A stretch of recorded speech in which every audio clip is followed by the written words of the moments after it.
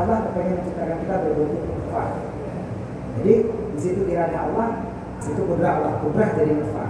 Kemudian jadi alaqah, jadi segumpal darah. Segumpal darah Allah beriradah lagi, kita jadi segumpal darah. Intinya banyak sel sperma yang tidak jadi segumpal darah. Artinya di situ tidak takluk lagi iradah Allah.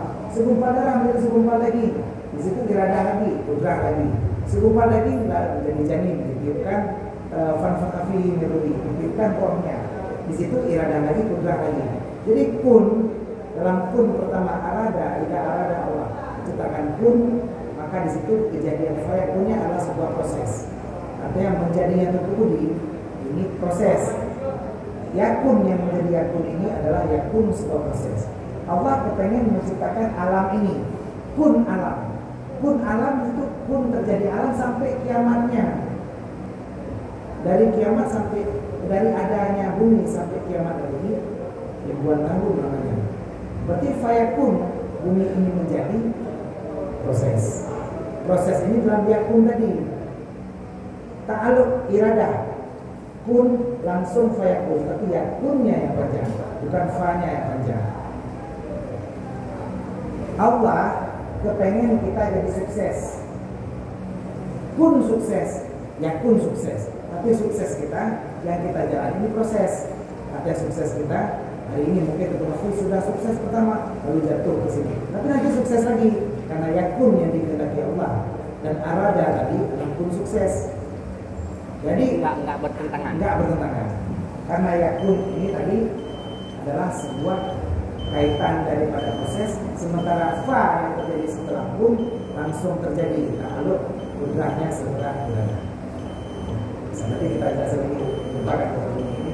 Tapi pertanyaan ini bagus sekali. Mungkin yang lain-lain teman-teman agak bingung, tapi pertanyaan beliau ini bagus sekali. Konsepnya yang beliau tanyakan ada dua ayat. Kalau Allah bukan saat menjadi maka langsung jadi. Kenapa kok langsung jadi tapi kok kita jalan proses? Ternyata langsung jadi ada langsung jadi proses. Saat kita kepengen bilang nyoku ujakah sebelah supaya jitu belum sukses. Apakah dia akan mengasih langsung sukses? Tidak. Tapi ini proses yang sukses. Dan inilah satu rangkaian.